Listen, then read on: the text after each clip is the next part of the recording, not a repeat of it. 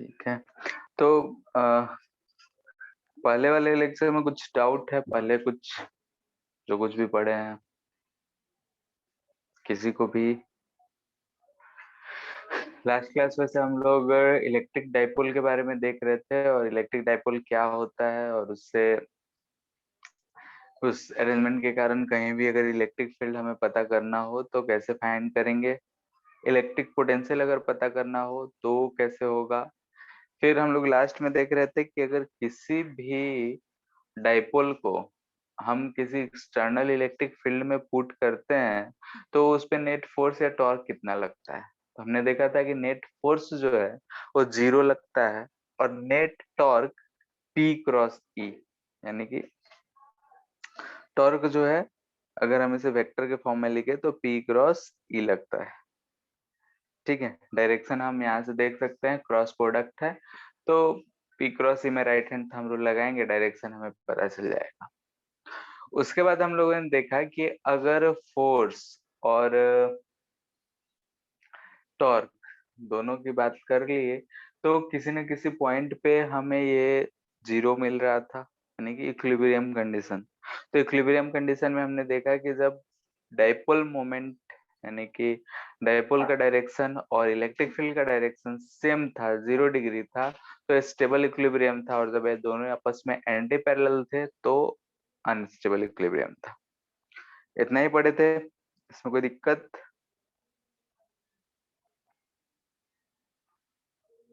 नहीं है? ठीक है, फिर मान लेते हैं कि किसी रीजन में ये इलेक्ट्रिक फील्ड दे रखा है। ठीक है, ई नॉट कांस्टेंट मान ले रहे हैं। यहाँ पे हमारा एक डाइपोल है, ठीक है, ऐसा रखा हुआ है, ये माइनस क्यू है, प्लस क्यू है। ठीक है, दोनों का मास अगर रिज्यूम करना हो तो मास सेम मान सकते हैं। बोल रहा है कि if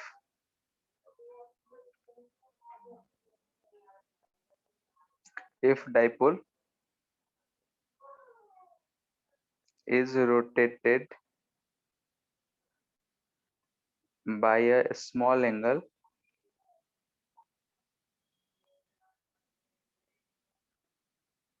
and released।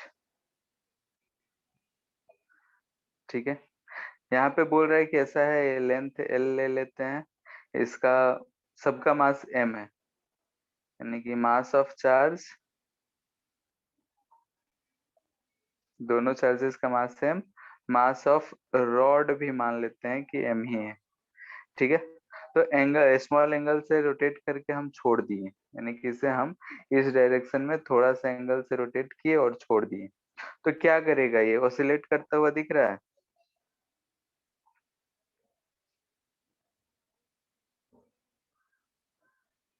Time period of oscillation.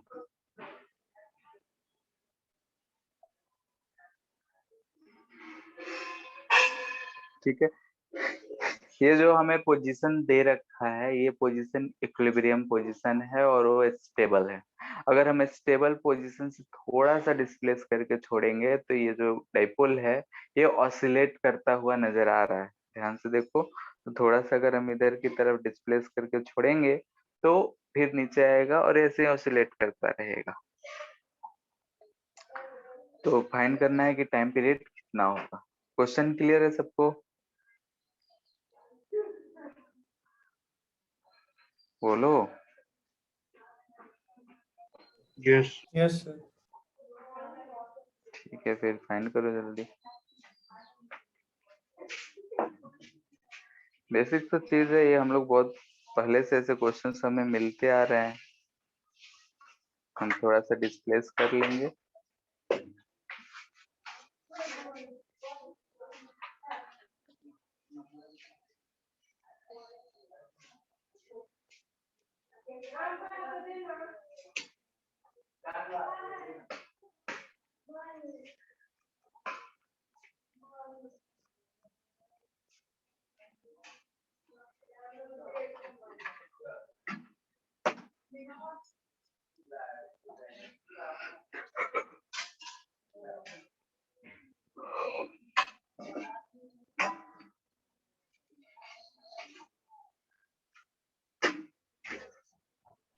Sir 2 pi into under root m by 3e lambda. 3e lambda m by 3e lambda.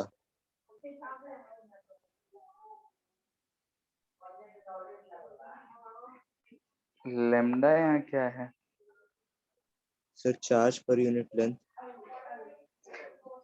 Dipole है ओ माइनस ये क्यू सर और प्लस। डाइपोल है, सॉरी वो रॉड लेके बना दिया.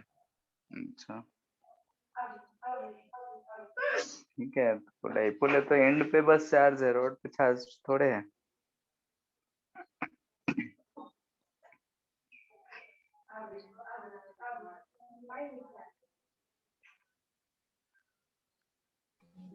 Sir 2 pi under root 7l by 12g 7 l L by 12g. 12G। Yes sir. नहीं, जी और ये सब क्यों आएगा? हम लोग यहाँ ग्रेविटी को थोड़ा जूम कर रहे हैं। या तो हम लोग जो काम भी जब तक कहा नहीं जाए तब तक फ्री स्पेस में है।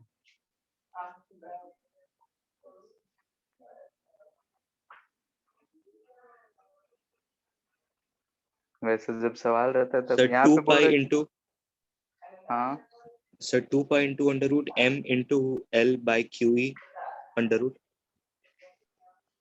ठीक है, ऐसा ही कुछ आएगा, देखते हैं। यहाँ पे नेट फोर्स तो हमें 0 दिख रहा है, ये तो है। टॉर्क की बात करें तो टॉर्क कितना लग रहा होगा? पीई साइन ऑफ थीटा लग रहा है। अगर हम यहाँ पे ध्यान से देखें तो P का डायरेक्शन इधर है और E का डायरेक्शन दिख रहा है, तो P साइन थीटा डाउनवर्ड है, इनटू द प्लेन दिख रहा है डायरेक्शन। और ये जो रॉड है ये इक्विलिब्रियम पोजीशन यानी कि इनिशियल जो इक्विलिब्रियम पोजीशन है उधर की तरफ रोटेट कर रहा है, तो हम यहाँ पे माइनस पी साइन थीटा लिख सकते हैं। अब बोल रहा है कि since theta is small, theta जो है स्मॉल है, तो हम लोग यहाँ से बोल सकते हैं कि साइन ऑफ थीटा जो है अप्रोक्सीमेटली इक्वल टू थीटा होगा। तो टॉर्क यहाँ से हम क्या लिख लेंगे? Minus P into theta. ठीक है, हमारा काम है फोर्स या टॉर्क या फोर्स निकालना, तो यहाँ पे हमें टॉर्क पता चल गया। ऑल्सो हम लोग जानते हैं कि टॉर्क जो होता है और कुछ नहीं बल्कि आई ऑफ अल्फा होता है। ठीक है, तो यहाँ से अल्फा हम बोल सकते हैं minus P by I, I centre of mass के अबाउट होगा इंटू थीटा। इतना करने के बाद हम लोग इसे किससे कंपेयर करते हैं? ओमेगा स्क्वायर थीटा से, याद है? ठीक है, तो टाइम पीरियड अगर हमें लिखना होगा तो 2 पाई बाई ओमेगा होता है, यानी कि 2 pi under root omega p by i आ रहा है, यानी कि आई बाई पी हो जाएगा। अब यहाँ पे हमें आई नहीं पता है और पी, तो हियर अगर हम देखें तो पी का जो वैल्यू है वो क्यू इंटू एल होगा। अगर रिप्लेस करना चाहें तो रिप्लेस कर सकते हैं, क्यू इंटू एल। अब आई, तो हमें एक रॉड ऐसा दिख रहा है कि ये हमारा रॉड है, इसके दो मास, दो एंड पे एम मास है और इसका भी मास एम है। तो आई अगर लिखेंगे तो देखो ध्यान से, एम एल बाई टू का स्क्वायर इंटू टू, दोनों मासेस के लिए, प्लस रॉड के लिए M L square by twelve, centre से जा रहा है तो M L square by twelve. इससे अगर हम जोड़ लेते हैं तो कितना मिल जा रहा है? M L square by 4, 7 ml square by 12. हाँ 7 ml स्क्वायर बाई 12। तो इन दोनों को हम लोग यूज कर लेंगे इसमें, तो टाइम पीरियड हमारा जो गिवन जो भी चीज है उसके टर्म में आ जाएगा। यहाँ पे रख लेंगे 7/12 ml स्क्वायर बाई पी है क्यू इंटू एल इंटू ई, सिंप्लीफाई करके जो आ जाए। सर वो इनर्शिया वाला पार्ट एक बार और समझा दीजिए ना. मोमेंट ऑफ इनर्शिया है, इस एक्सिस के अबाउट ही ऐसे रोटेट करेगा, ठीक है, सेंटर के यस सर. पास। तो यहाँ से ये दूरी कितना है? एल बाई टू, और ये कितना है? L by to. तो दोनों मासेस के लिए कितना होगा? एम आर स्क्वायर होता है, यस सर. तो एम आर स्क्वायर है, दोनों masses L L L by to दूरी पे हैं, तो उसके लिए क्या लिखेंगे हम लोग? M L square by two into two कर दिए, स्केलर क्वांटिटी है, डायरेक्ट जोड़ सकते हैं। और ये वाला जो है रॉड के सेंटर के अबाउट क्या होता है मोमेंट ऑफ इनर्शिया? ml²/12 होता है। Yes sir. तो लिख के जोड़ दिए, ठीक है, क्लियर है। यहाँ सब सिंप्लीफाई करके जो भी आंसर है। कहीं भी एसएचएम आए, टाइम पीरियड आए, तो हमें यही काम करना है, force is directly proportional to -x होना चाहिए, या टॉर्क दे तो प्रोपोर्शनल टू -θ आना चाहिए। बाकी जो कांस्टेंट है उससे ये काम करना है।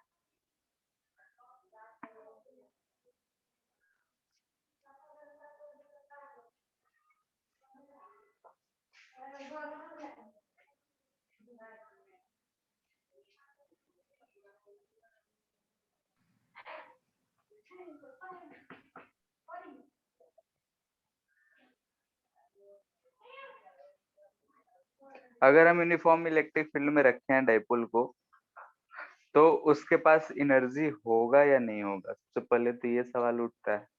तब ना हम पता करेंगे कि हाँ भाई इतना होगा या नहीं होगा। तो बोलो किसी डाइपोल को अगर हम किसी इलेक्ट्रिक फील्ड में रखें, यहाँ यूनिफॉर्म ही मान रहे हैं, तो उसमें पोटेंशियल होगा या नहीं होगा एनर्जी उसके पास? सर होगा।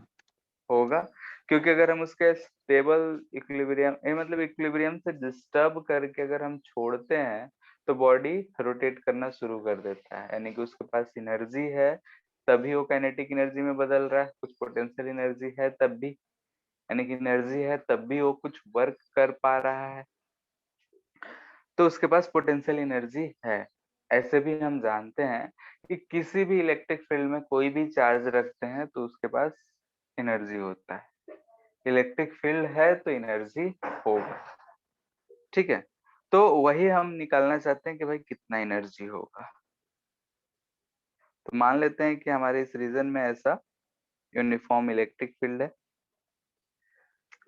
डायरेक्शन ऐसे है, कोई भी एक डाइपोल है, लेट से कि हम ये इनिशियल बोल रहे हैं कि -q है, ये +q है, ये θ1 पे है, ठीक है, ऐसा दे रखा है।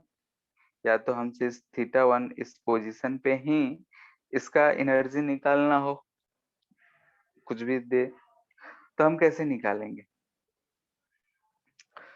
तो हम लोग हमेशा क्या करते हैं एनर्जी निकालने के लिए, पोटेंशियल एनर्जी निकालने के लिए उसे डिस्प्लेस करते हैं। डिस्प्लेस करने में जो भी वर्क एक्सटर्नल एजेंट करता है, वही पोटेंशियल एनर्जी के फॉर्म में स्टोर होता है। वो चाहे स्प्रिंग वाला केस हो, या फिर किसी ब्लॉक को हम h हाइट पे ले जा रहे हो, या फिर सिंपली किसी इलेक्ट्रिक फील्ड में एनर्जी निकालना हो, हम हर जगह यही किए हैं कि हम पहले कोई भी सिस्टम जो है उसे थोड़ा बहुत डिस्प्लेस करते हैं और उसमें देखते हैं कि हाँ भाई कितना क्या चेंजेस हो। तो वैसे ही हम इसे मान लेते हैं कि इसे इस पोजीशन से इस पोजीशन तक हम थीटा डिस्प्लेस कर रहे हैं। थीटा डिस्प्लेस कर रहे हैं तो हम एक एक्सटर्नल फोर्स लगाए होंगे, क्योंकि अगर हम यहाँ देखें ध्यान से, अगर ये हमारा डाइपोल है तो इधर की तरफ लग रहा है टॉर्क इलेक्ट्रिक, नहीं इलेक्ट्रिक फोर्स की वजह से जो टॉर्क लग रहा है वो इसे इस तरफ रोटेट करना चाह रहा है। लेकिन हम जो फोर्स लगा रहे हैं इतना ही बराबर इधर लगा रहे होंगे, एक्सटर्नल टॉर्क लगा रहे होंगे, ताकि ये स्लोली स्लोली इस θ1 से हम यहाँ थीटा मूव कर दिए। तो इस थीटा मूव करने में हमें वर्क डन कितना करना होगा? तो हम जानते हैं पोटेंशियल एनर्जी जो होगा work done by external agent होगा, या फिर लिख सकते हैं negative of work done by conservative field, ठीक है। तो हम यहाँ एक्सटर्नल से ही बात कर रहे हैं, तो वर्क डन बाई एक्सटर्नल क्या होगा? तो टॉर्क हम कितना लगाएंगे? तो हम इलेक्ट्रिक के बराबर ही लगाएंगे, यानी कि पी साइन थीटा लगाएंगे। टॉर्क कितना लगाएंगे? ये लगभग टॉर्क इलेक्ट्रिक के बराबर ही लगाएंगे, जिसे हम बोल रहे हैं पी साइन ऑफ थीटा। तो यहाँ से हम वर्क डन रोटेशनल है तो हम लोग इसमें ऐसे लिखते हैं टॉ डी थीटा, ठीक है। तो टॉ डी थीटा यानी कि P sine theta into D theta, ठीक है। ये हम बोल दे रहे हैं कि डी थीटा रोटेट किए, लेट्स। तो P कांस्टेंट है, E कांस्टेंट है, integral sine theta D theta बचा। कहां से कहां तक? लेट से θ1 से हम θ2 तक रोटेट करना चाहते हैं। तो वर्क डन बाय एक्सटर्नल कितना आ जाएगा बताओ? पी तो है, साइन थीटा का इंटीग्रेशन क्या होता है? बोलो। Minus cos theta. Minus cos of theta, θ1 to θ2। ठीक है, इंटीग्रेशन में माइनस आता है, डिफरेंशिएशन में प्लस कॉस थीटा रहता है, इसका ध्यान रखना है। तो यहाँ लिमिट पुट करेंगे, माइनस है तो लिख सकते हैं cos θ1 माइनस कॉस ऑफ θ2। ये हमारा वर्क डन है।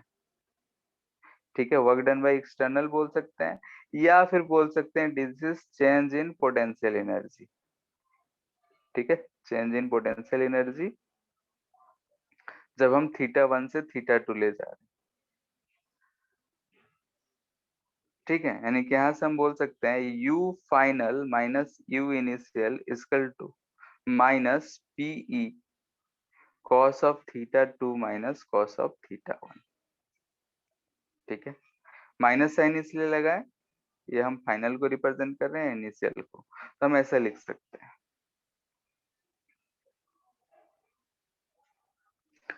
अब जैसा कि हमें किसी अगर पार्टिकुलर एंगल के लिए पोटेंशियल एनर्जी बताना होगा, ये तो है चेंज इन पोटेंशियल एनर्जी, ये क्या है? Change in potential energy. लेकिन हमें किसी पार्टिकुलर एक एंगल के लिए लेना होगा तो हमें एक रेफरेंस पॉइंट चूज करना पड़ेगा। जैसे पहले भी हम लोग किसी एक पॉइंट का अगर पोटेंशियल बताते हैं या पोटेंशियल एनर्जी बताते हैं तो एक रेफरेंस पॉइंट लेते हैं। जैसे चार्ज वाले केस में इन्फिनिटी को ले रखे थे हम लोग। ठीक है, अर्थ वाले केस में हम लोग सरफेस को रेफरेंस ले लेते हैं। तो वैसे ही यहाँ भी एक रेफरेंस पॉइंट चूज करना पड़ेगा। तो रेफरेंस पोजीशन, ठीक है, तो ये रेफरेंस पोजीशन हम लोग क्या मानते हैं? तो रेफरेंस पोजीशन रोटेशन में हमेशा परपेंडिकुलर चीज को माना जाता है। तो यहाँ पे हम मान रहे हैं कि जब एंगल जो हो वो 90 डिग्री हो। ठीक है, इसे हम मान रहे हैं कि रेफरेंस पोजीशन होता है। यानी कि एंगल थीटा कहने का मतलब कि P vector is perpendicular to E vector. ठीक है, इस पोजीशन को हम लोग रेफरेंस मानते हैं। यानी कि अगर थीटा 90 डिग्री हुआ तो इस केस में जो पोटेंशियल एनर्जी होगा उसे हम 0 मानते हैं। ठीक है, ये हमारा माना गया है जो हर कोई मानता है। हाँ, किसी पर्टिकुलर क्वेश्चन में अगर चेंज कर दे तो ये चेंज हो सकता है, लेकिन कन्वेंशन के थ्रू यही चीज माना गया है, तो मोस्टली जगह यही मिलेगा। तो यहाँ पे अगर हम बोल दे कि इसी चीज को मानते हुए कि इफ θ1 इजकल टू 90 डिग्री, θ1 यानी कि पोजीशन जो है 90 डिग्री से हम मूव कर रहे हैं, यानी कि यहाँ से हम बोलना चाह रहे हैं कि v इनिशियल जो होगा वो 0 होगा। एंड θ2 को हम बोल दे रहे हैं कि थीटा है कोई सा भी पोजीशन, कोई सा भी एंगल है जो डाइपोल मोमेंट और इलेक्ट्रिक फील्ड बना रहा है। तो इस केस में हम लिख सकते हैं u final minus 0 equal to minus PE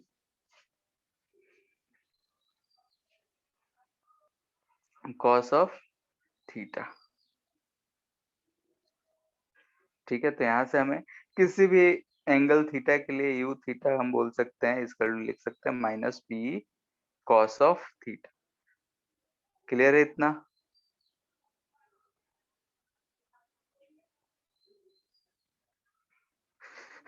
अब P और E यानी कि डाइपोल मोमेंट भी वेक्टर क्वांटिटी है और इलेक्ट्रिक फील्ड भी वेक्टर क्वांटिटी है, साथ में कॉस ऑफ थीटा है, तो हम इसे ऐसे लिख सकते हैं कि ये जो आएगा P डॉट E आएगा, दोनों का डॉट प्रोडक्ट। ठीक है, तो यहाँ दोनों चीज में ध्यान देना है। ऊपर जो आ रहा है θ1 टू θ2 यानी कि एक पोजीशन से दूसरे पोजीशन ले जा रहे हैं तो पोटेंशियल डिफरेंस आ रहा है, और ये जो चीज है किसी पार्टिकुलर एंगल पे हमें उस पोजीशन का पोटेंशियल एनर्जी को रिप्रेजेंट करता है। दोनों में से किसी को कोई दिक्कत है तो बोलो।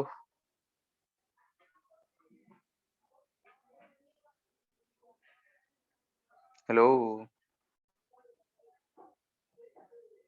No sir. ठीक है, तो यहाँ पे अगर हम बोले कि मिनिमम पोटेंशियल एनर्जी कहाँ पे होगा,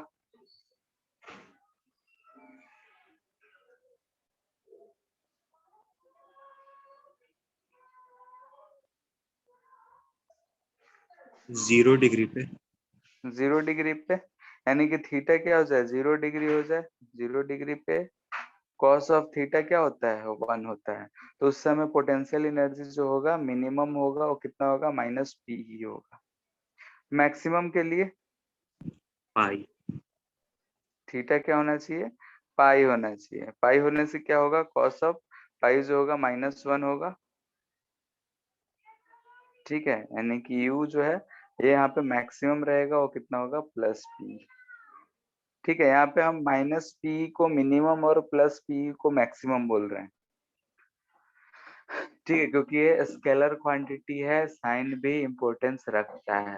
अगर वेक्टर क्वांटिटी होता तो 0 और +p को बोल रहे होते, क्योंकि माइनस जो है वेक्टर क्वांटिटी में डायरेक्शन को रिप्रेजेंट करता है।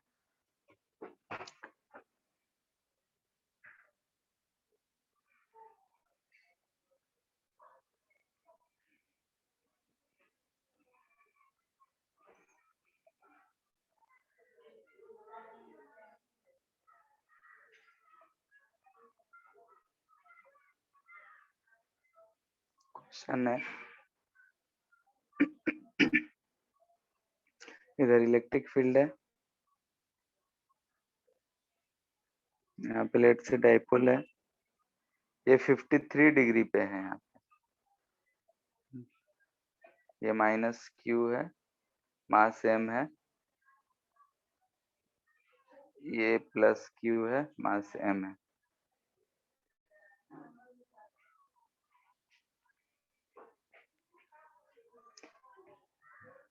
ये जो रॉड है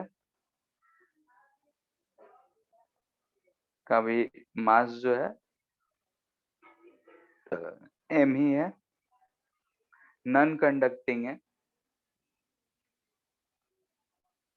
यानी कि चार्ज का ट्रांसफर नहीं हो रहा होगा, ऐसा कुछ है। ये जिस सिचुएशन हमें दे रखा है, बोल रहा है कि पहला find angular velocity acceleration of the rod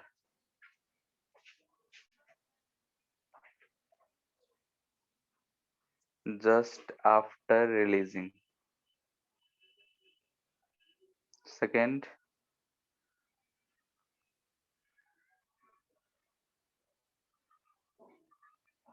angular velocity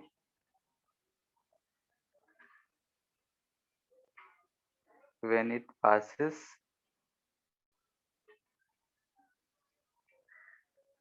through equilibrium position. And third,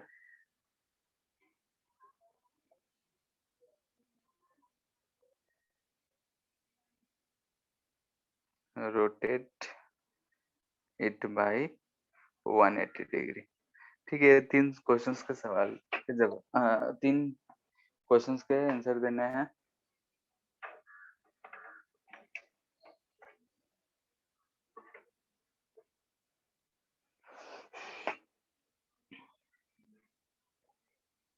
question सबको क्लियर है?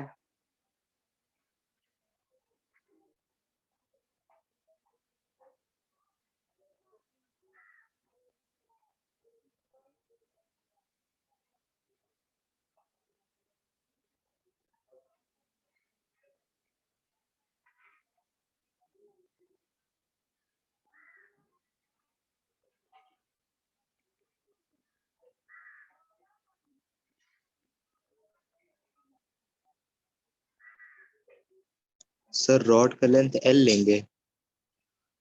हाँ,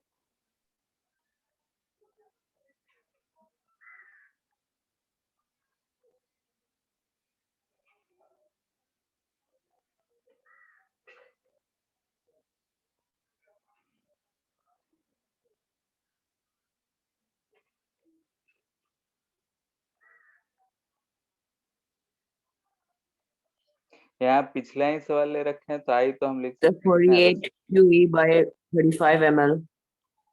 ठीक है, पिछला ही सवाल लिए हैं, पिछला ही तरह के रॉड का मास ये सब चीज दे रखा है, तो आई यानी कि मोमेंट ऑफ इनर्शिया है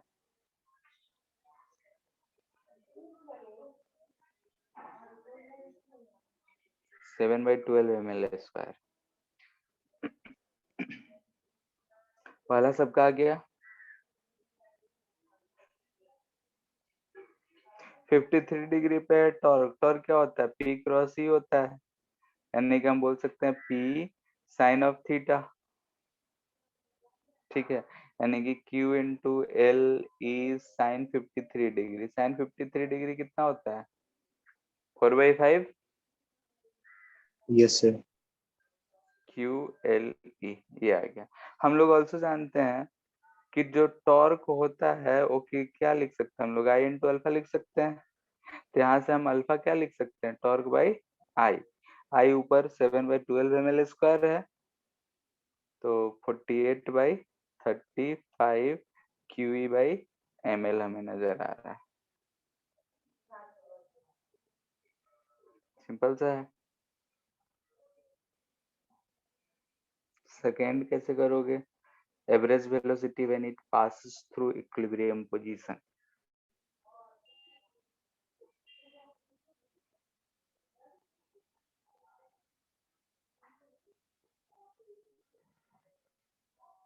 सेकेंड आया किसी का,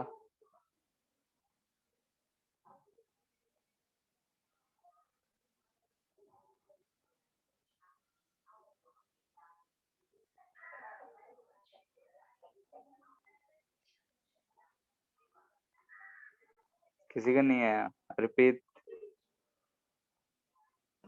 सर वो एक्सेलरेशन से कर रहे थे, √2 ये अल्फा थीटा। एक्सेलरेशन से करोगे तो फिर लंबा जाएगा ना, यहाँ पे जो एक्सेलरेशन है वो कांस्टेंट रहेगा। नो सोच सर। के बोलो, एंगल चेंज हो रहा है, एक्सेलरेशन चेंज यस सर, होगा। एंगल डिपेंडेंट है। हाँ, एंगल चेंज होगा तो टॉर्क चेंज हो रहा है, टॉर्क चेंज हो रहा है तो एक्सेलरेशन चेंज होगा, एंगुलर एक्सेलरेशन। तो उसमें इंटीग्रेशन ये सब करना पड़ जाएगा। और हम बोले भी थे कि ऐसे जब सवाल आता है तो एनर्जी वाला मेथड जो होता है वो ज्यादा प्रिफरेबल होता है, सही होता है, आसानी के लिए होने को उससे भी होगा, नो डाउट। ठीक है,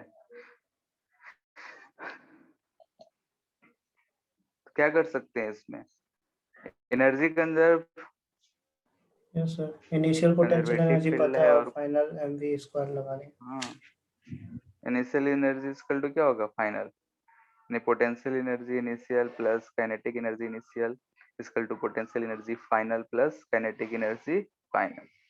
इनिशियल पोटेंशियल एनर्जी क्या लिखेंगे, -P cos theta. Sine of 53 degree, cos आएगा ना 53 डिग्री, प्लस काइनेटिक एनर्जी तो जीरो है। फाइनली जब 0 डिग्री हो जाएगा तो वहां पे potential energy -P cos of 0 degree हो जाएगा। और काइनेटिक एनर्जी रोटेशनल है या ट्रांसलेशनल, रोटेशनल तो 1/2 आई ओमेगा स्क्वायर होगा। ठीक है, तो यहाँ से हम फाइंड कर सकते हैं आराम से, कितना आ जा रहा है 3/5 2/5।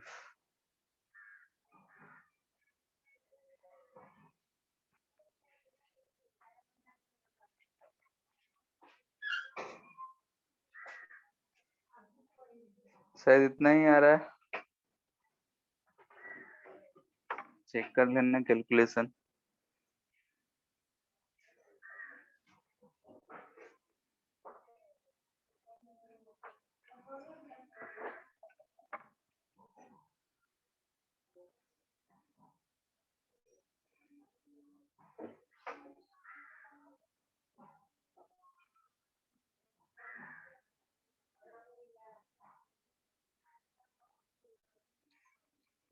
आ गया क्या सबका,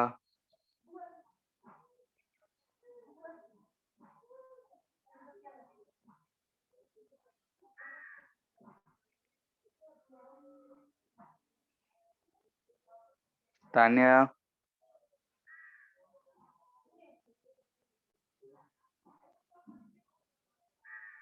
यस सर, यही आ रहा।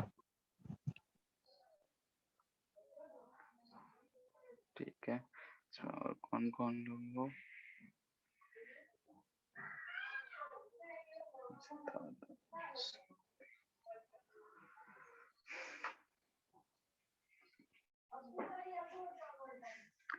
ठीक है, लास्ट वाला सर थर्ड में निकालना क्या था? Work required to rotate it okay sir. By 180 degree, उसे 180 डिग्री से रोटेट कर देना है, तो क्या होगा वर्क डन? तो वर्क डन एक्सटर्नल पूछ रहा है हमें, क्या लिख सकते हैं? You final minus you initial लिख सकते हैं।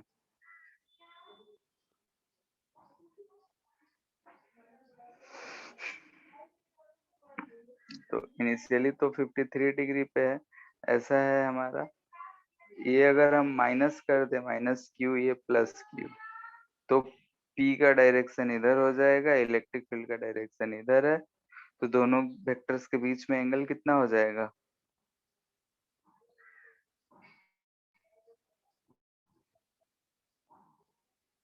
ये 53 था, यहाँ से रोटेट किए, ये टोटल, तो टोटल या तो हम 180 प्लस 53 डिग्री ले सकते हैं, या फिर इधर वाला जो भी एंगल लेना चाहो ले सकते हो। यहाँ से हम लिख सकते हैं माइनस P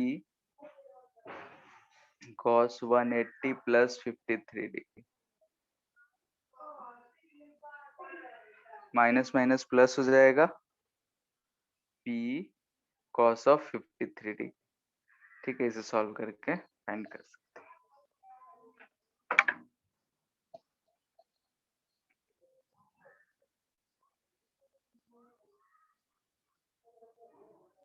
सर इसको integration of F dot S से भी तो बना सकते थे। एफ डॉट एस नहीं, सर ये मतलब I dot D theta. Dot dot D theta से कर सकते थे। Yes sir. ठीक है, उसी से तो ये फॉर्मूला भी डिराइव कर रहे थे, तो डायरेक्ट क्यों नहीं यूज कर ले इसी? सर ये कभी कभी याद नहीं रहता इसीलिए। ठीक है, या फिर जो डेल्टा डब्ल्यू हम लोग निकाले थे, डायरेक्ट फॉर्मूला यूज कर लो, P cos of theta 1 minus cos of theta 2, यही लिखे थे, इसी में एंगल पुट कर लो, यहाँ से भी आ जाएगा। ठीक है, तो वही सवाल जब भी करो तो जो एक मेथड आ रहा है, जो फर्स्ट टाइम आ गया स्ट्राइक कर गया, वो सही है। So ठीक 6 है, by तो 5 QLE. 6/5 QLE आ रहा है। ठीक है, ठीक है, तो यहाँ पे कभी भी कोई क्वेश्चन करो और थोड़ा सा अलग टाइप का दिख रहा हो, तो उसमें जरूर मतलब सोचो कि कुछ और मेथड यूज कर सकते हैं क्या।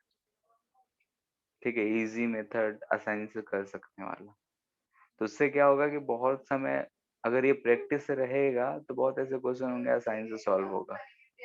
ठीक है, और आगे चल के क्या होगा, फिर क्वेश्चन देखोगे तो तुम्हें इजी वाला चीज यूज करने का आदत पड़ चुका होगा। ठीक है, तो ज्यादा फायदेमंद भी होता है, टाइम सेविंग भी होता है। ठीक है, तो प्रैक्टिस से ही आएगा, डायरेक्टली सोचोगे तो नहीं आएगा।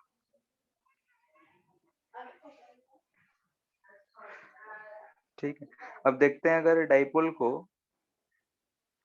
In non uniform electric field में रखे तो क्या होगा।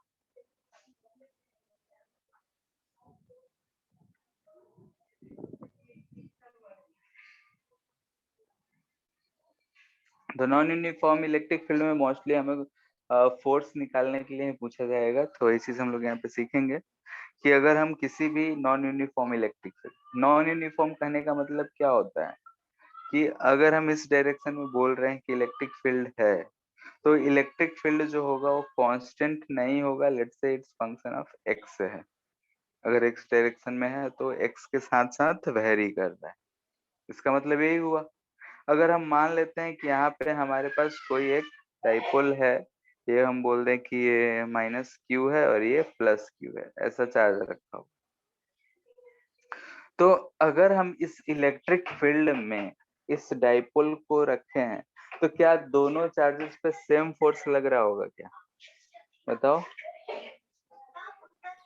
No sir. नो इस सर। इस जगह पे अगर देखें तो हमें हो सकता है कि Q into E of X, let say कि ये जो पोजीशन है ये x है और ये जो पोजीशन है ये x प्लस डी एक्स। ठीक है, बहुत ही छोटा सा डिस्टेंस है, a दूरी रहते थे, हम इसे dx मान ले रहे हैं, यानी कि डिस्टेंस जो है dx। तो इस जगह पे हमें जो इस पे फोर्स लगता हुआ दिखेगा Q e plus d x दिखेगा, e x plus d x, sorry, x के साथ चेंज कर रहा है तो function x plus d x लिखे दिखेगा। ठीक है, यानी कि x पे ex है और वहां पे ex प्लस dx, तो ऐसा अगर हम देख रहे हैं तो इस पे नेट फोर्स, तो एफ नेट अगर हम यहाँ पे लिखें, यानी कि अगर हम पूरे डाइपोल पे यहाँ पे एफ नेट लिखते हैं तो पॉजिटिव वाले को हम पॉजिटिव मान रहे हैं, यानी कि फॉरवर्ड डायरेक्शन को, और बैकवर्ड को निगेटिव मान रहे हैं। तो हम ऐसे लिख सकते हैं Q E x plus d x minus E of x. किसी को इतना में कष्ट? ठीक है, तो यहाँ पे हमने पूरे डाइपोल को अगर हम एक्सटर्नल किसी भी नॉन यूनिफॉर्म इलेक्ट्रिक फील्ड में रखें, तो यूनिफॉर्म में भी रखे थे तो सबसे पहले फोर्स फाइंड किए थे, फोर्स के बाद टॉर्क, तो वही सब चीज देख रहे हैं। तो यहाँ पे हम सबसे पहले फोर्स पे बात कर रहे हैं, तो फोर्स जब हम नॉन यूनिफॉर्म में रख रहे हैं तो यहाँ पे हमें दिख रहा है कि जीरो नहीं है, क्योंकि दोनों चार्जेस पे अगर हम फोर्स को कंसिडर कर रहे हैं तो फोर्सेस सेम नहीं लग रहे हैं, अपोजिट डायरेक्शन में है लेकिन सेम नहीं है, इसलिए ये आपस में कैंसल आउट नहीं करेगा। इतना में किसी को दिक्कत? No sir. ठीक, हम लोग जानते हैं कि Q इंटू डी एक्स, यानी कि सिंस जो P है वो क्या है, Q इंटू डी एक्स है, तो इसके टर्म में अगर हम लिखना चाहें तो यहाँ पे ऐसे लिख सकते हैं Q D x divide by D X, तो हम इसे ऐसा लिख लेते हैं minus E of x divide by D x. ठीक है, तो ये वाला टर्म तो हमें P दिख रहा है, ये डाइपोल मोमेंट है, तो यहाँ से हम बोल रहे हैं P। अगर dx बहुत छोटा हो तो इधर वाला टर्म कुछ दिख रहा है क्या? लिमिट पढ़ ली हो? यस यस सर, चल रहा। dx टेंड्स टू जीरो, ये वाला टर्म कुछ देखा देखा ऐसा दिख, कुछ समझ में आ रहा है क्या? कुछ ये कुछ होता है क्या ये वाला चीज? लिमिट अभी चल ही रहा है, तब तो अभी नहीं पहुंचे होगे यहाँ तक। ठीक है, तो यहाँ पे ये जो चीज होता है बेसिक, यानी कि जो हम लोग डिफरेंशिएशन जो लिखना शुरू करते हैं वो यहीं से लिखना शुरू करते हैं। ठीक है, यही चीज जो है डिफरेंशिएबिलिटी को रिप्रेजेंट करता है। जब तुम लिमिट पढ़ लोगे, लिमिट के बाद कंटिन्यूटी एंड डिफरेंशिएबिलिटी पढ़ोगे, तो उसमें डिफरेंशिएबिलिटी का मेन कंडीशन यही होता है कि ये चीज अगर फॉलो होगा कोई भी फंक्शन तो फंक्शन डिफरेंशिएबल है। तो यहाँ पे ये चीज जो है डिफरेंशिएशन को रिप्रेजेंट करता है, यानी कि यहाँ पे जो एफ नेट आ रहा है वो आ रहा है कितना, P D by D x. ठीक है, ये जो चीज लिखा हुआ है उसे हम ऐसे लिख सकते हैं, यानी कि ये जो टोटल है इसे हम डिफरेंशियल के फॉर्म में डी बाई डी एक्स लिख सकते हैं। तो अगर हमें कभी भी नॉन यूनिफॉर्म इलेक्ट्रिक फील्ड में कोई भी डाइपोल रखा होगा तो उसका अगर हमें नेट फोर्स निकालना हो तो P into D by D x कर सकते हैं। E क्या है, इलेक्ट्रिक फील्ड, जो भी वेरिएबल के साथ हमारा होगा डाइपोल इलेक्ट्रिक फील्ड, तो उसके साथ हम डिफरेंशिएट करके लिख सकते हैं। बात क्लियर है इतना? ठीक है, ये वाला चीज जो है ब्रैकेट में, ये डिफरेंशिएबिलिटी पढ़ लोगे तो वहां पे तुम्हें क्लियर हो जाएगा।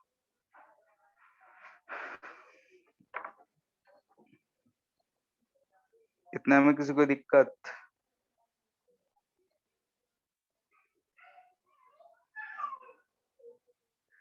नो हाँ सर। या ना, कुछ तो बोलो। ठीक नहीं है तो कुछ क्वेश्चंस करते हैं इस पे बेस्ड। ये रिंग है, ठीक है, इस पे चार्ज है प्लस क्यू, रेडियस आर है, रिंग है। यहाँ से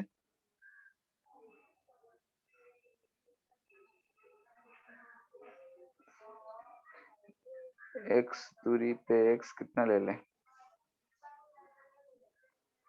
चलो x ही लेते हैं, जनरल पॉइंट रहेगा। यहाँ पे एक डाइपोल रखा हुआ है, लेट्स से कि ये जो है हमारा डाइपोल है P, ठीक है। बोल रहा है कि फाइंड फोर्स ऑन डाइपोल।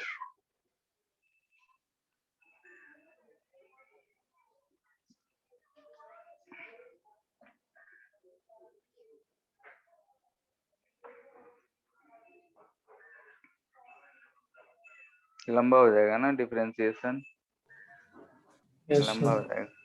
ठीक है, तो x को r/√2 कर लो। ठीक है, आसान कर दे रहे हैं, बाकी प्रोसेस सेम है तो कर सकते हो, कुछ भी दिया रहे तो।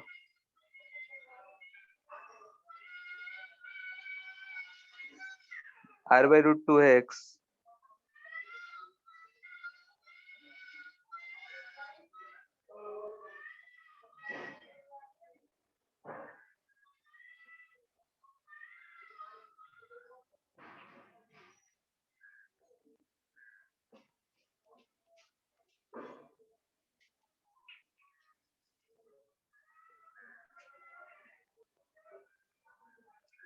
जितना जगह छोड़े हैं उतना में ही सवाल हो जा रहा होगा, तभी जितना छोड़े हैं। ठीक है, थोड़ा बहुत दिमाग लगाओ, एक लाइन क्या, बस एक वर्ड का आंसर है। क्या होगा बताओ इसमें?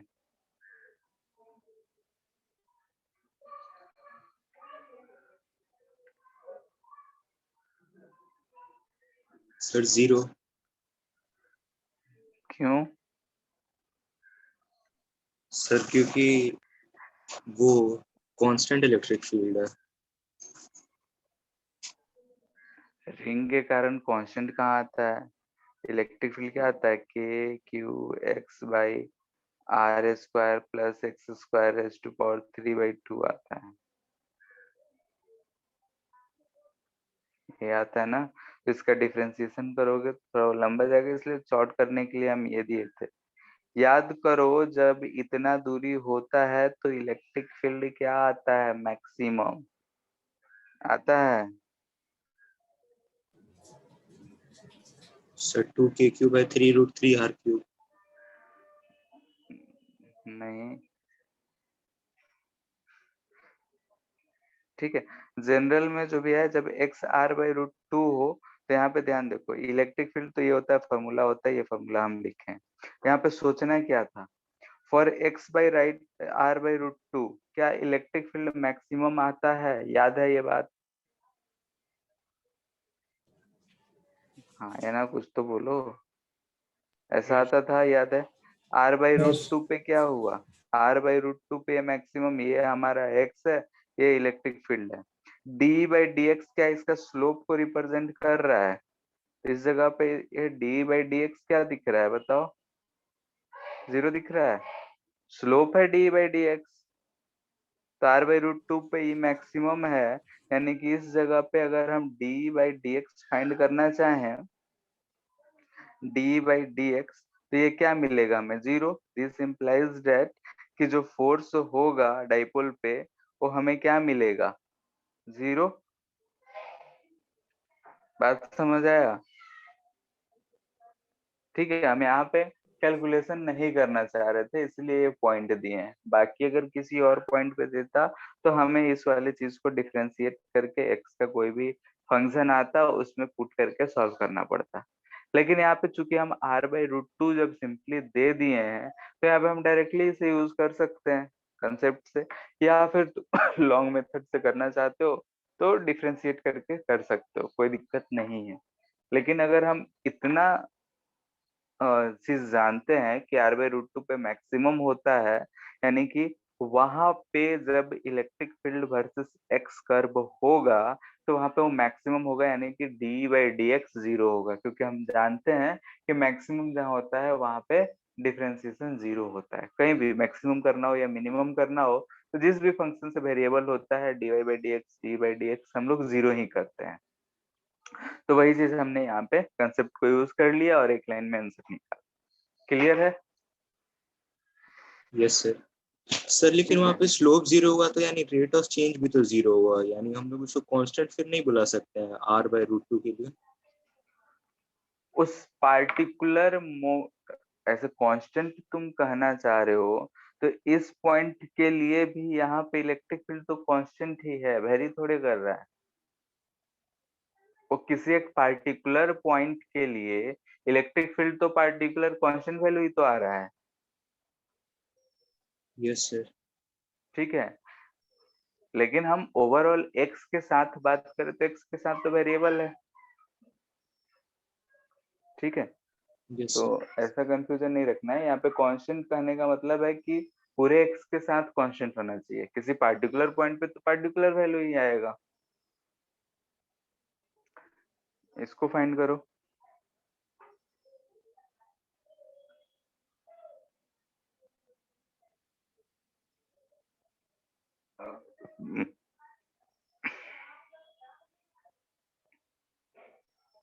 इसको तो दो तीन मेथड से यूज कर सकते हैं। अगर ये डिस्टेंस दिया हो तो लिख के एक लंबा प्रोसेस, दो प्रोसेस, हम पहला प्रोसेस जो बोल रहे हो नहीं बताएंगे। किस क्यू के चार्ज, दोनों क्यू के फोर्स कितना हो उसका नेट फोर्स फाइंड कर लो, हम वो नहीं करने जा रहे।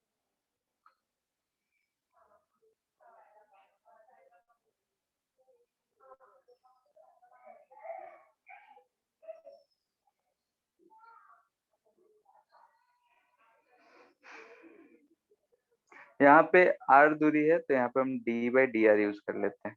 ठीक है, आर दूरी पे इलेक्ट्रिक फील्ड क्या होगा, के क्यू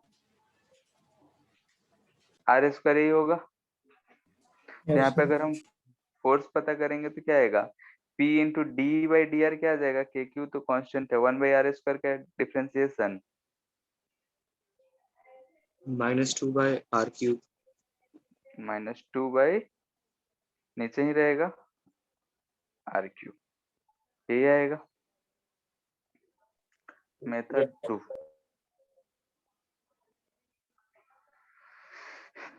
मेथड 2, यहाँ पे हमारे पास प्लस क्यू चार्ज है, यहाँ पे हमारे पास डाइपोल है ऐसा।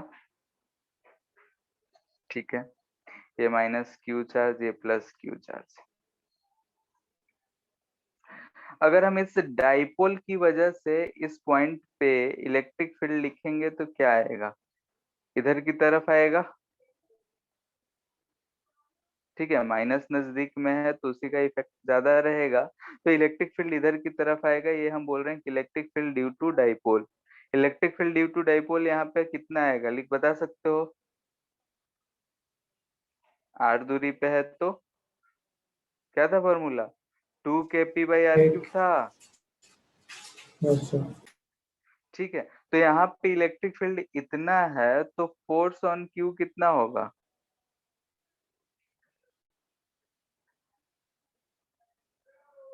F/Q लिख सकते हैं, 2kp electric field into charge upon r³। किस डायरेक्शन में होगा, तो लेफ्ट टू राइट होगा, पॉजिटिव डायरेक्शन में होगा। लेकिन हमसे पूछा है डाइपोल पे फोर्स कितना लग रहा है, तो हम न्यूटन्स थर्ड लॉ से बोल सकते हैं फोर्स ऑन डाइपोल F इसका निगेटिव होगा, यानी कि माइनस ऑफ F/Q होगा। दोनों से सेम आ रहा है। Yes sir. ठीक है, तो सोचने का है कि एक बार हमारे पास फॉर्मूला है और ये सिंपल सा चीज दिख रहा है तो हम इससे डायरेक्टली भी कर सकते हैं। प्रैक्टिस के लिए एक दो क्वेश्चंस और कर लेते हैं।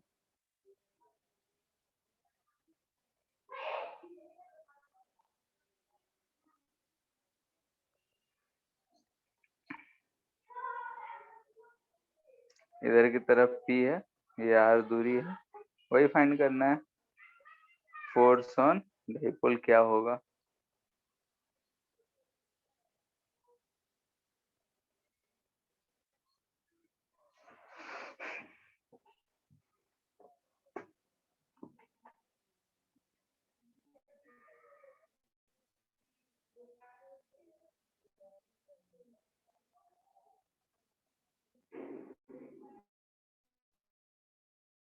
Sir Q into KP by R cube.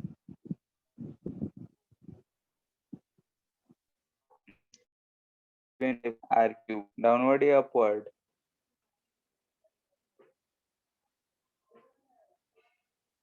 Dipole के कारण यहाँ पे अगर देखेंगे तो इलेक्ट्रिक फील्ड क्या लग रहा होगा? डाउनवर्ड लग रहा होगा, निगेटिव साइन की तरफ लगता है। ये लगता है ना कितना? KP by R cube। Yes sir. KP by. तो इस पे फोर्स इधर लग रहा है, तो हमें क्या दिखेगा? फोर्स ऑन Q अगर लिखेंगे तो क्या लिखेंगे? KP by R cube downward. तो फोर्स ऑन इसका opposite KP by R cube upward. Clear है? सिंपल सा है। ऐसा दे दे कि एक डाइपोल यहाँ पे दे दे P1, एक डाइपोल यहाँ दे दिया है P2, दोनों के बीच में बोल रहा है कि डिस्टेंस R है, तो force on second due to first dipole तो क्या होगा?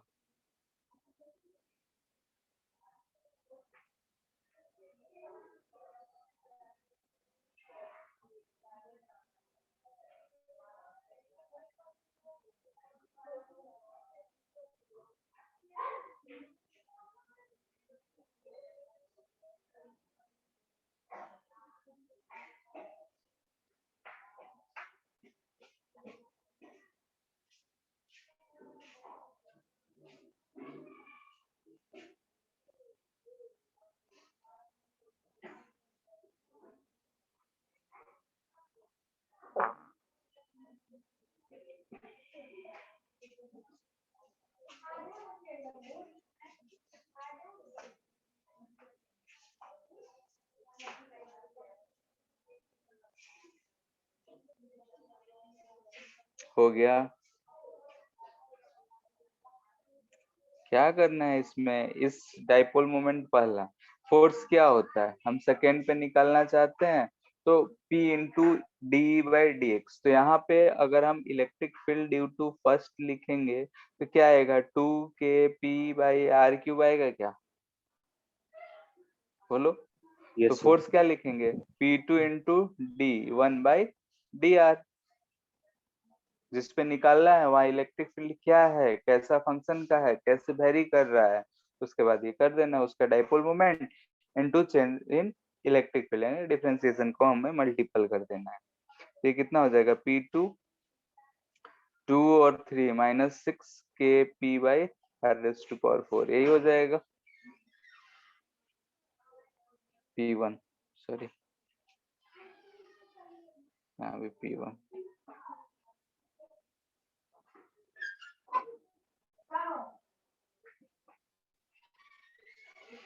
इतना बात में किसी को दिक्कत? नो सर लेकिन फॉर्मूला तो हम लोग एक चार्ज के लिए प्रूफ किए थे ना, यहाँ पे हम लोग उसको डाइपोल मोमेंट से क्यों चेंज कर दिया? चार्ज के लिए कहाँ प्रूफ किए थे हम लोग? तो इलेक्ट्रिक फील्ड वेरिएबल लिए थे। ये इलेक्ट्रिक फील्ड किसकी वजह से हो तो हमें नहीं पता। ठीक है, Yes sir. इस डाइपोल के पास इलेक्ट्रिक फील्ड वेरिएबल है। अब वो इलेक्ट्रिक फील्ड किस चार्ज कंट्रीब्यूशन की वजह से है ये तो हमें नहीं पता, कैसा चार्ज डिस्ट्रीब्यूशन है ये हमें नहीं पता। तो यहाँ पे हम सिंगल चार्ज रहे, रिंग रहे, डिस्क रहे, कोई डाइपोल रहे, कुछ भी रहे, तो हम लोग डायरेक्टली ऐसा कर सकते हैं। क्लियर है? तो ये सब कुछ एग्जांपल्स है। इतना बात में कोई दिक्कत, कोई डाउट रह गया हो तो पूछ लो। No sir. ठीक है,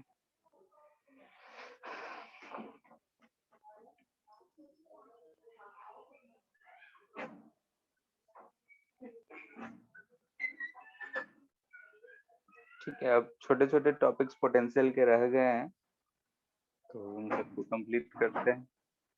आज और नेक्स्ट क्लास में शायद खत्म हो जाए। तो डिस्ट्रीब्यूशन ऑफ चार्जेस, यानी कि अगर हमें बोले कि हमारे पास दो कंडक्टर्स हैं, जैसे कि हम लोग जब देखे थे मेथड्स ऑफ चार्जिंग, तो उसमें देखे थे कि एक कंडक्टर है उसको चार्ज है, दूसरे से अगर कनेक्ट कर दे, टच कर दे, तो चार्ज एक कंडक्टर से दूसरे कंडक्टर पे ट्रांसफर हो जाता है। ठीक है, वो सब चीजें हम लोग पढ़े थे।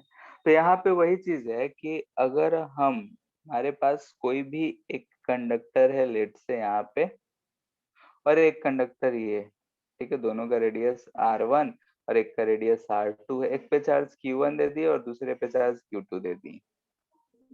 अब अगर हम इसे किसी कनेक्टिंग वायर से कनेक्ट कर दें,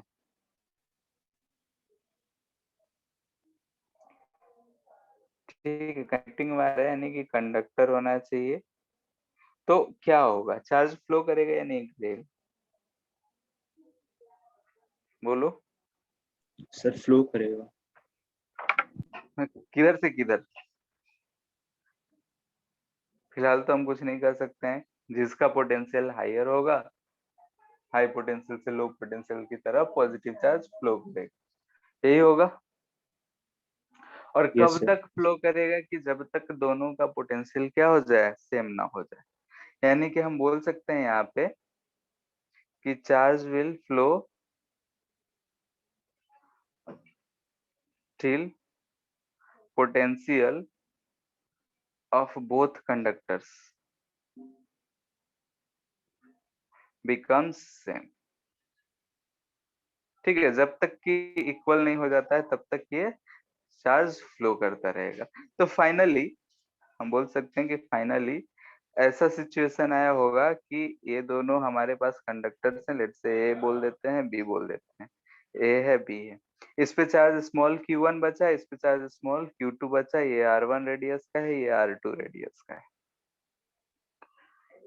अभी इस पे पोटेंशियल जो है दोनों क्या हो गया होगा, सेम। ठीक है, इनिशियल जो भी रहा होगा पोटेंशियल क्या रह गया होगा, सेम। हम स्फेरिकल माने हैं, तो यहाँ का पोटेंशियल अगर हम बोल रहे हैं भी ए, यहाँ का पोटेंशियल बोल रहे हैं भी बी, दोनों आपस में बराबर हो गया होगा। यानी कि हम बोल सकते हैं क्या चीज, कि के q1 by r1 will be equal to K q2 by r2। लिख सकते हैं क्या? Yes sir. ठीक है, यानी कि this implies that q1 by q2 will be equal to r1 by r2। ठीक है, यहाँ से हम बोल सकते हैं Q is proportional to radius, यानी कि चार्ज फाइनली उस पे ज्यादा रहेगा जिसका रेडियस ज्यादा होगा। चार्ज तब तक ट्रांसफर होगा जब तक कि पोटेंशियल दोनों का सेम ना हो जाए। यहाँ पोटेंशियल, अगर हम यहाँ पे पोटेंशियल की बात करें, इनिशियल अगर हम कंपेयर करते हैं, तो पोटेंशियल ऑफ ए के q1 बाई r1 है, और पोटेंशियल ऑफ बी जो है के q2 बाई r2 है। तो चार्ज किस पे ज्यादा कम है, वो और रेडियस, इन दोनों का रेशियो से हमें पता चलेगा कि जो पोटेंशियल ज्यादा है उधर से उधर चार्ज ट्रांसफर होगा। कब तक होगा, जब तक कि सर दोनों का, पोटेंशियल जब सेम आ जाएगा तब चार्ज का इक्विलिब्रियम पोजीशन पे अटेन हो जाएगा। हाँ, उस समय हम लोग इक्विलिब्रियम कहते हैं। और वो इक्विलिब्रियम जो होता है वो डायनेमिक होता है। डायनेमिक इक्विलिब्रियम जानते हो थोड़ा बहुत, क्या होता है? Yes sir. ठीक है, कभी भी केमिकल रिएक्शन लिखते होगे इक्विलिब्रियम वाले तो ऐसे लिखते होगे, लिखते हो। Yes sir. तो इसका मतलब क्या होता है? सर वो बैकवर्ड फॉरवर्ड दोनों तरफ शिफ्ट हो सकता है। हाँ, मतलब ए बी में भी बन रहा है, बी ए से ए में भी बन रहा है, लेकिन कंसंट्रेशन सेम है, इसलिए इक्विलिब्रियम बोलते हैं। तो वैसे ही जब दोनों का पोटेंशियल सेम होता है तो चार्ज जो है रैंडम मोशन कर ही रहा है, और कंडक्टर से कनेक्टेड है, तो मूव करते रहता है। लेकिन एक साइड से दूसरे साइड, दूसरे साइड से एक साइड, जितना भी किया वो सारा ही बराबर किया, तो नेट फ्लो जीरो हो जाता है। नेट फ्लो जीरो यानी कि current zero, charge of flow zero. Clear है यहाँ पे? Yes sir. ठीक है, तो अगर हम स्फेयर की बात करें, तो स्फेयर में देख रहे हैं कि चार्ज जो है ऐसा कुछ फ्लो करेगा, Q1 बाई Q2 जो है R1 बाई R2। अब हमसे पूछा जा सकता है यहाँ पे कि कितना कितना चार्ज रहेगा, तो हम यहीं से बता सकते हैं आराम से। Q1 by Q2 equal to हमें दिख रहा है R1/R2 है। दोनों तरफ हम एक ऐड कर दे तो किसी को गुस्सा तो नहीं आना चाहिए, ठीक है, कोई फर्क पड़ेगा नहीं। तो यहाँ से हम क्या कर सकते हैं, देखो ध्यान से, Q1 plus Q2/Q2 will be equal to R1 plus R2/R2, ठीक है। दिस इम्प्लाइज दैट, यहाँ से हम बोल सकते हैं Q2 जो होगा वो होगा हमारा R2/R1 plus R2 into Q1 plus Q2। अब एक चीज यहाँ पे और जानना पड़ेगा कि here also from charge conservation, charge जो होता है वो कंजर्व होता है। तो बड़ा तो हम Q1 के बड़ा क्रिटिकल हाँ, Q1 plus Q2। हम इसे लिख सकते हैं आराम से, जितना इनिशियल चार्ज रहा होगा उतना ही फाइनल रहेगा। तो यहाँ से हम Q2 बोल सकते हैं R2/R1 plus R2 into Q1 plus Q2, यानी इनिशियल जितना भी चार्ज हो, ठीक है। वैसे ही Q1 अगर लिखना हो तो ऊपर R1 आ जाएगा, R2 यहाँ Q1 प्लस Q2, ठीक है। इस पे क्वेश्चंस तुम्हें बनाए कैसे मिलेंगे, पहला एक्सरसाइज किए होगे तो मिला भी होगा, इतना लेट से बता रहे हैं फिर भी वो सवाल बन गए होंगे। दिया होगा कि ए ब्लॉक बी सी तीन आइडेंटिकल स्फीयर्स हैं, ए पे इतना चार्ज है, बी पे इतना चार्ज है, बी को सी से टच कर दिए, फिर सी को ए से टच कर दिए, यहाँ रख दिए वहां रख दिया, ऑफ कोर्स बताओ, ऐसे क्वेश्चंस थे, यस सर। ठीक है। तो वहां पे आइडेंटिकल दे रखा था, सिंपल सा था, कर ली। अगर रेडियस अलग अलग होता तो हम लोग यहाँ पे इस तरीके से आराम से फाइनल चार्जेस पता कर सकते थे और सॉल्व कर सकते थे।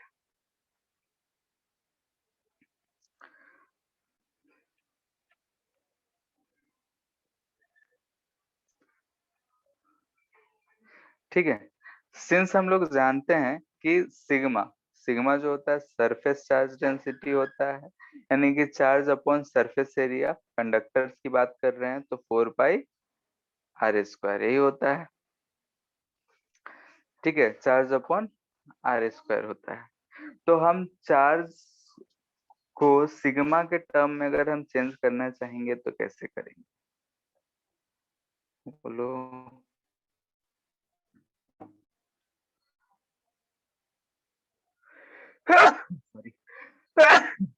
Sorry sir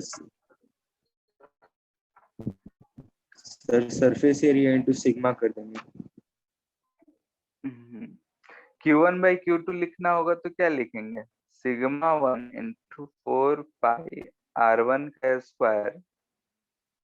sigma 2 into 4πr2², और ये किसके बराबर था, R1/R2 के बराबर था। कोई दिक्कत, ठीक है। तो यहाँ से हमें दिख रहा है कि दिस इम्प्लाइज दैट कि सिग्मा 1/सिग्मा 2 जो है वो हमें मिल रहा है R2/R1, ठीक है। यहाँ से क्या इम्प्लाइज हो रहा है कि सिग्मा जो है इनवर्सली प्रोपोर्शनल टू रेडियस है,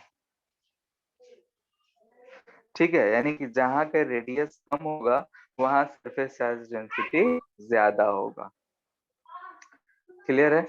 यानी कि ये चीज हमें दिख रहा है कि जहाँ का रेडियस कम है वहां का सरफेस चार्ज डेंसिटी ज्यादा है। तो मान लो कि ऐसा हमारे पास कोई एक कंडक्टर है, ठीक है, ऐसा लेट से कि कोई कंडक्टर है,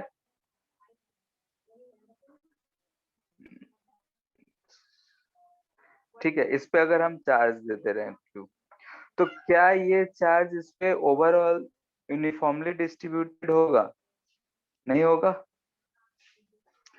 ठीक है। यहाँ पे अगर देख रहे हैं तो फ्लैट दिख रहा है, यहाँ का रेडियस अगर हम देखें और इस जगह का अगर हम ऐसे छोटा सा पार्ट देख रहे हैं, यहाँ का रेडियस देखें, तो R1 और R2 में क्या रिलेशन दिख रहा है, R2 जो है बहुत छोटा है, R1 हमें स्ट्रेट लाइन दिख रहा है, तो ये हमें हो सकता है कि टेंड्स टू इनफाइनाइट दिखे, दिख रहा है सबको। तो इस सरफेस पे अगर हम चार्ज देते हैं तो क्यू चार्ज तो रहेगा इस टोटल इस सरफेस पे ही, लेकिन जहां पे रेडियस कम है वहां पे सरफेस चार्ज डेंसिटी हमें क्या मिलेगा, ज्यादा मिलेगा। यानी कि चार्ज जो डिस्ट्रीब्यूशन होगा वो इस तरीके का होगा। यानी कि जहाँ पे शार्प होगा, जहाँ पे शार्प होगा वहां चार्ज डेंसिटी जो होगा, सिग्मा जो होगा वो हाई होगा।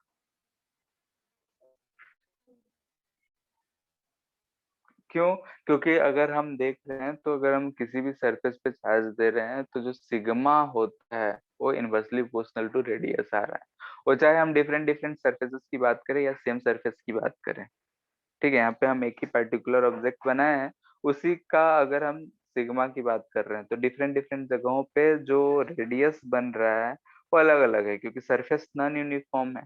तो जो इस पे चार्ज डिस्ट्रीब्यूशन होगा वो भी नॉन यूनिफॉर्म होगा, और जहां पे शार्प पिंड होगा वहां पे चार्जेस सबसे ज्यादा स्टोर होंगे, चार्जेस सबसे ज्यादा दिखेंगे, यानी कि वहां का सरफेस चार्ज डेंसिटी सबसे ज्यादा होगा। ठीक है, इतना बात में कोई दिक्कत? आगे चल के हम लोग इसी कंसेप्ट से देखेंगे कि इसी की वजह से एक कोरोना डिस्चार्ज होता है। कोरोना डिस्चार्ज, ठीक है, कंसेप्ट है। ठीक है, तो उसे हम देखेंगे इसी की वजह से होता है। इतना बात में कोई दिक्कत है तो बोलो।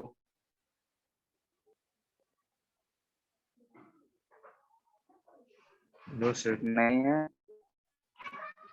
ठीक है।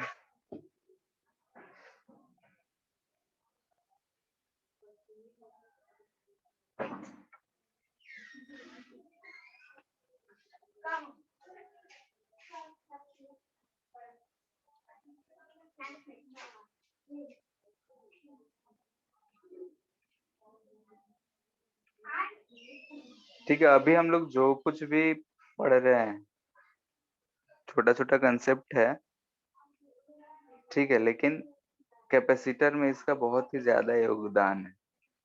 हम लोग पूरा जो इलेक्ट्रिक पोटेंशियल पढ़े हैं उसमें से अब भी जो है आज और नेक्स्ट लेक्चर में पढ़ेंगे, ये सारे के सारे लगभग हम लोग कैपेसिटर में यूज करेंगे। तो इसलिए सबको ध्यान देना है, जहाँ डाउट रह जाए उससे पूछना है।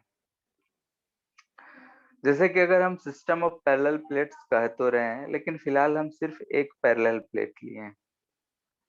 ठीक है, ये एक पैरेलल प्लेट है, थिन है, लेकिन हम इसका थिकनेस दिखाने के लिए ऐसा ड्रॉ कर रहे हैं।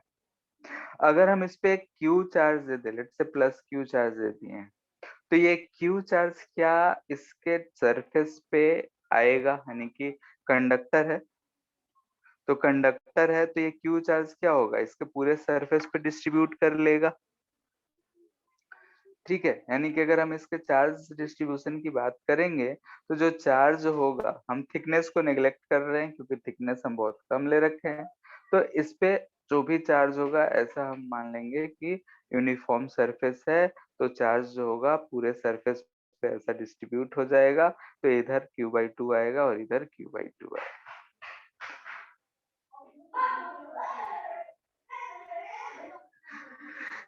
रीजन देने के लिए कि Q/2 ही क्यों होगा, हम तो कर दिए यूनिफॉर्म में सिमेट्रिकल है, Q/2 होगा, लेकिन हर चीज का एक रीजन है। Q/2 ही क्यों होगा, तो हम यहाँ पे बीच में अगर कोई पॉइंट P मान लेते हैं, तो उस पॉइंट P का जो है कंडक्टर के इनसाइड में है, तो उस पॉइंट P का इलेक्ट्रिक फील्ड 0 होना चाहिए, इनसाइड कंडक्टर है।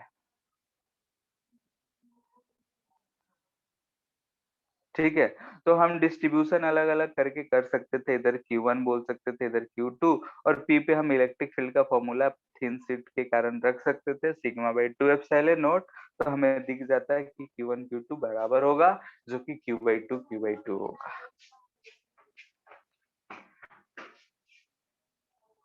क्लियर है? हम यहाँ डायरेक्टली लिख रहे हैं, both surfaces will be same.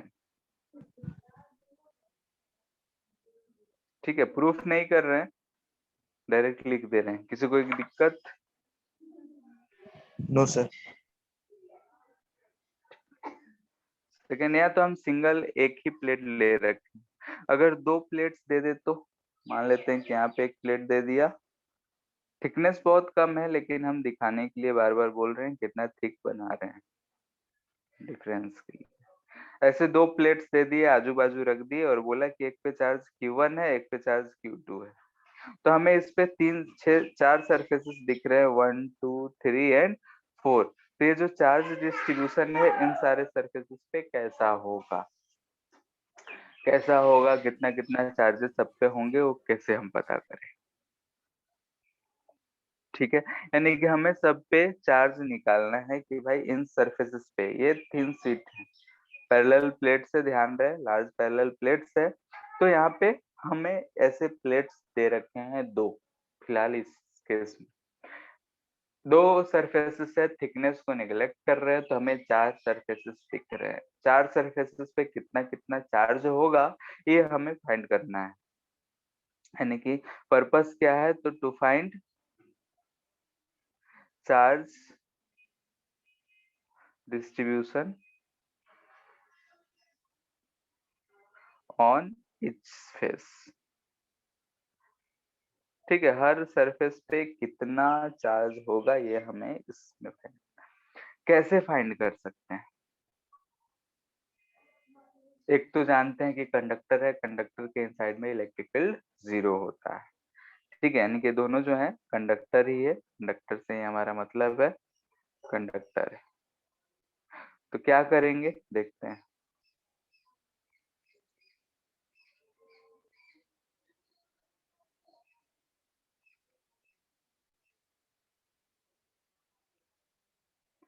ये दोनों प्लेट्स हैं, इनसाइड द प्लेट जो है अंदर की तरफ किया हुआ है। इस पे चार्ज था Q1, इस पे चार्ज था Q2। हम मान लेते हैं कि इस पे चार्ज आ गया X, इस पे चार्ज आ गया Y। तो ये एक कंडक्टर है, चार्ज का ट्रांसफर हो नहीं रहा है, तो इस सरफेस पे हमें Q1 माइनस एक्स दिखेगा और इस सरफेस पे Q2 माइनस वाई दिखेगा। किसी को इतना में कोई दिक्कत है तो पूछो। X और Y हम अपने से मान लिए हैं, उसके वजह से हम बाकी दोनों सरफेसेस पे चार्ज लिख दिए। फर्स्ट फर्स्ट वाले प्लेट पे अगर हम ए वाले प्लेट की बात करें तो ए प्लेट पे टोटल चार्ज Q1 है, तो बाद में भी टोटल चार्ज Q1 ही रहना चाहिए, क्योंकि चार्ज इस प्लेट से कहीं जा नहीं रहा है। वैसे ही सेकेंड पे भी नहीं जा रहा है, ये जो कुछ भी हो रहा है इंडक्शन की वजह से। अब हमें यहाँ पे पर्पस है कि एक्स और वाई निकाल लें। तो हम एक्स वाई निकालने के लिए क्या किए कि यहाँ पे एक गॉसियन सरफेस ड्रॉ कर दिए। क्यूबिक है, क्यूबॉइड, ये है हमारा गॉसियन सरफेस। ठीक है, गॉसियन सरफेस हमें इस तरीके का दिख रहा होगा प्लेट के अंदर। अगर पूरा प्लेट को माने तो ऐसा दिख रहा है, ये वाला पोर्शन और ये वाला पोर्शन जो है इनसाइड वाला है। तो अगर हम इस प्लेट का देखें तो इस पॉइंट पे इलेक्ट्रिक फील्ड जो है 0 है, इस पॉइंट पे भी इलेक्ट्रिक फील्ड जो है वो 0 है। यानी कि इस सरफेस के लिए इलेक्ट्रिक फील्ड 0, इस सरफेस के लिए भी इलेक्ट्रिक फील्ड 0। बाकी इन सब सरफेसेस से देखेंगे तो जो सीट है तो इसके लिए जो इलेक्ट्रिक फील्ड होगा हर जगह ऐसा होगा इलेक्ट्रिक फील्ड। मान लेते हैं Q1 ज्यादा है, पॉजिटिव है, तो Q1 से Q2 की तरफ इलेक्ट्रिक फील्ड है। यहाँ हम एरिया वेक्टर को देखें तो एरिया वेक्टर जो है यहाँ परपेंडिकुलर हमें ऐसा दिख रहा है कि एरिया वेक्टर इलेक्ट्रिक फील्ड से परपेंडिकुलर, यानी कि इस पोजीशन पे देखेंगे तो इलेक्ट्रिक फील्ड इधर, एरिया वेक्टर इधर। तो flux through this Gaussian surface बता सकते हो कितना होगा? 0।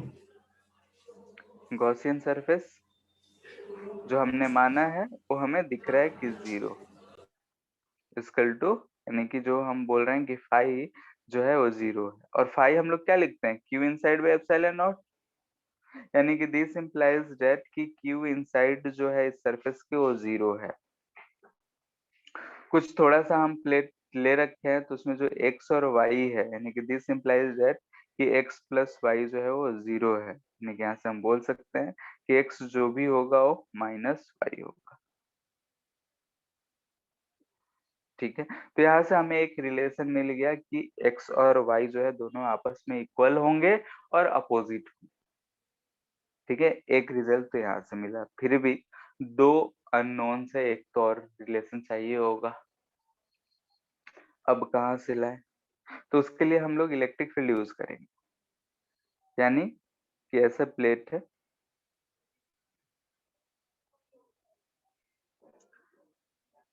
ठीक है, इस पे Q1 चार्ज था, इस पे X, तो इस पे Q1 माइनस एक्स। अब माइनस वाई है तो हम इसको माइनस एक्स बोल देते हैं, इस पे Q2 चार्ज था तो इस पे Q2 प्लस एक्स। किसी को दिक्कत? हम यहाँ से इसे यूज कर चुके हैं। अगर हम इस पॉइंट को P बोलते हैं तो पॉइंट P पे इलेक्ट्रिक फील्ड जो होना चाहिए, electric field at point P जो होना चाहिए 0, क्योंकि इनसाइड कंडक्टर है। तो इस पे चार्जेस सरफेसेस दिख रहे हैं सबकी वजह से, तो इलेक्ट्रिक फील्ड इस Q1 बाई एक्स की वजह से होगा। तो इलेक्ट्रिक फील्ड जो होता है Q by 2A epsilon not होता है, तो 2A एप्सिलॉन नॉट सब में कांस्टेंट है। चलो हम अलग अलग ही करके लिखते हैं। तो Q1 बाई एक्स सबको हम पॉजिटिव ही मान रहे हैं, ठीक है, माइनस एक्स है, ये नेगेटिव है, बाकी सबको पॉजिटिव मान के जैसे भी लिखना है। तो Q1 माइनस एक्स के कारण इधर, इस प्लस एक्स के कारण इधर, इस माइनस एक्स के कारण इधर, इसके कारण इधर, ऐसा आएगा। तो हम क्या लिख सकते हैं? Q1 minus x by 2A epsilon not plus X by 2A epsilon not minus x by 2A epsilon not, और डायरेक्शन सब सेम रखे क्या, इसके कारण इधर, यहाँ पे भी माइनस आएगा,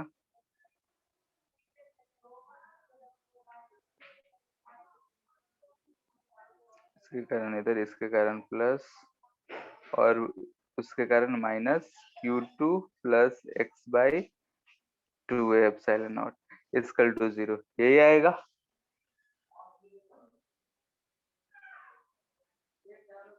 दिख रहा है?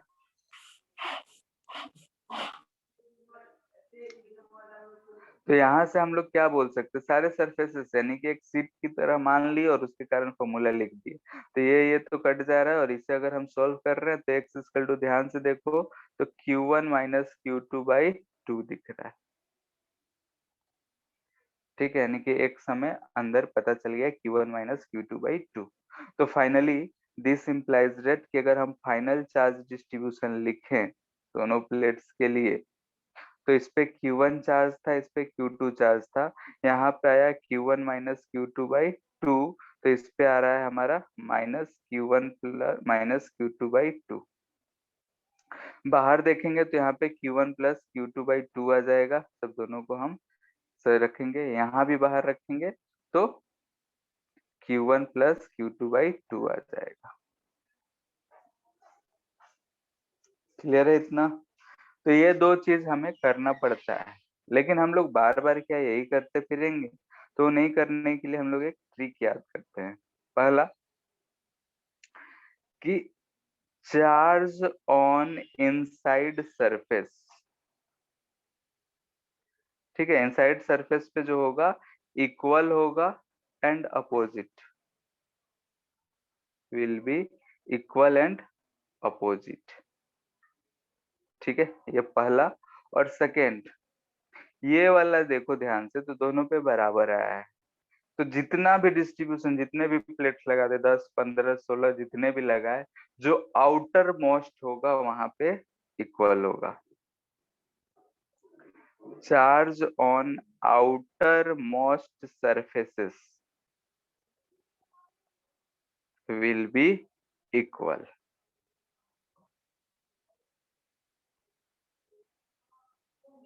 क्लियर है इतना?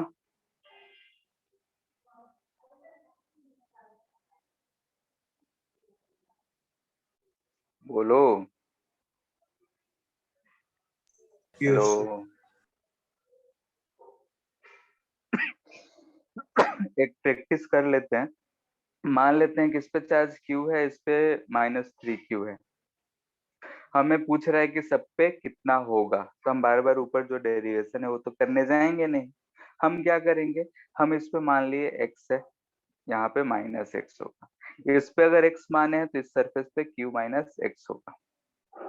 तो इस सरफेस पे कितना होगा, तो -3q प्लस x, क्योंकि कंडक्टर पे इतना होना चाहिए। तो ये हमने पहला से फाइंड कर लिया। अब सेकेंड को यूज करना है, यानी कि बाहर ये जो आउटर मोस्ट सरफेसेस पे है उसका चार्ज सेम होना चाहिए। तो सिंस q माइनस एक्स जो है -3q प्लस एक्स के बराबर होगा, तो यहाँ से हम बोल सकते हैं कि x जो होगा 2q होगा। दिख रहा है 4q 2q, x जो है 2q आ गया। तो हम अब चार्ज डिस्ट्रीब्यूशन ऐसे आराम से कर सकते हैं। देखो ध्यान से, q -3q, डेरिवेशन जितना भी लगा सॉल्व करने में इससे ज्यादा टाइम नहीं लगेगा। इस पे 2q चार्ज, इस पे -2q चार्ज, तो इधर -q बचेगा और इधर भी -q बचेगा। क्लियर है? Yes sir. ठीक है, ठीक है। फिर इस पे आगे नेक्स्ट क्लास में हम लोग करेंगे। सर और मान आपको लेते कुछ हैं, डाउट भेजे थे टेलीग्राम पे, वो एक बार चेक कर लीजिएगा। ठीक है। और कैरम बोर्ड वाला था वही ना? यस सर, 2 को होगा, एक कैरम वाला और उसके नीचे भी। नीचे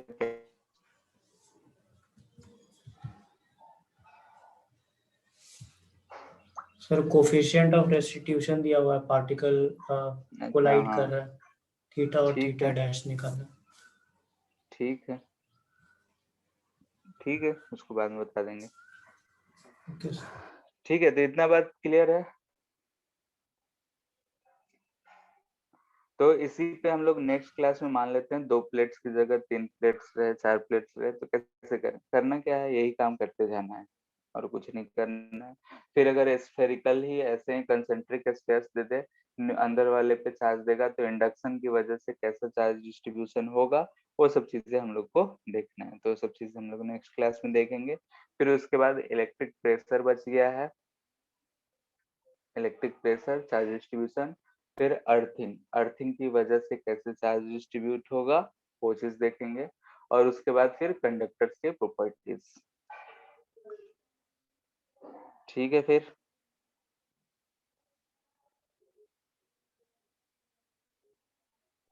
थैंक यू सर।